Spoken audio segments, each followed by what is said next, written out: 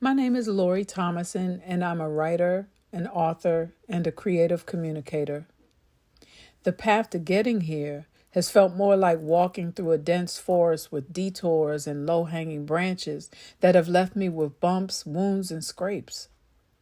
I've been knocked down many times, but today I'm standing strong, humbled, grateful, and clear about who I am and where I'm going. As I read the chapter on strategies for finding your life's task, I couldn't help but agree with many of Green's examples.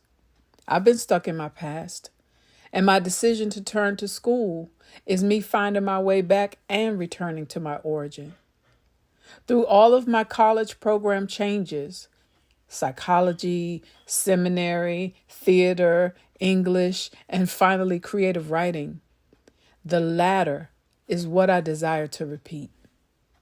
As Green said, I have never grown tired of it because it's in me. Ramachandran's story of growing tired of studying one thing but finding his niche is where I believe I am now. In 2023, I earned my bachelor's degree in creative writing. And on graduation day, rather than feeling proud that I finally get to walk across a stage to receive it, all I felt was anxiety. I felt empty. I worked so hard for the honor, but all I could think was, now what? What's next? That was the beginning of a few turning points. The first one happened the following year when I started a nonprofit organization called Dreamers Awakening Incorporated. I designed it to coach women in addiction recovery who have survived trauma to empower them to reach their dreams. I spent days and nights researching a variety of assessments and therapeutic methods for recovery. In addition, I began writing a program called Master Walk that would include trauma-informed and faith-based resources. I worked on it tirelessly, and one day, I couldn't hear anything. I didn't know what to write anymore. I was stuck. It took a couple of months, but the biggest thing I learned was to slow down. That came after reading two influential books by John Mark Comer, The Ruthless Elimination of Hurry and Live No Lies. I also learned that I was the dreamer who needed to be awakened. As much as I wanted to help others, I didn't know how to build community. I still saw myself and my writing as something that didn't have value. I wasn't on a false path, but it was premature. I needed to let go of some things in my life, and so I listened more intently to God. I also went to counseling. This was a pivotal moment in my life.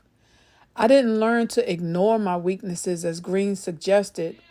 I learned to see my weaknesses and acknowledge my need for help. I did resist the temptation to be more like others, though. I needed to know who I am, the good, the bad, and the ugly, with clear eyes and a gracious heart.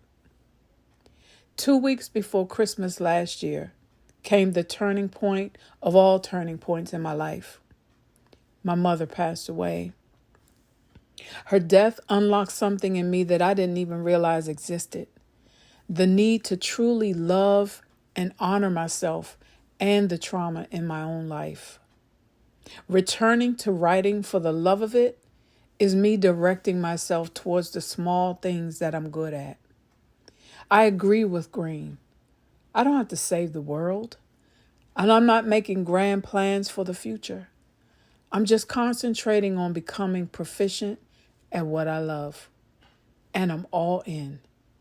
I resigned from my dead-end job after making sure I could afford to, and I returned to the school I love to do what I love.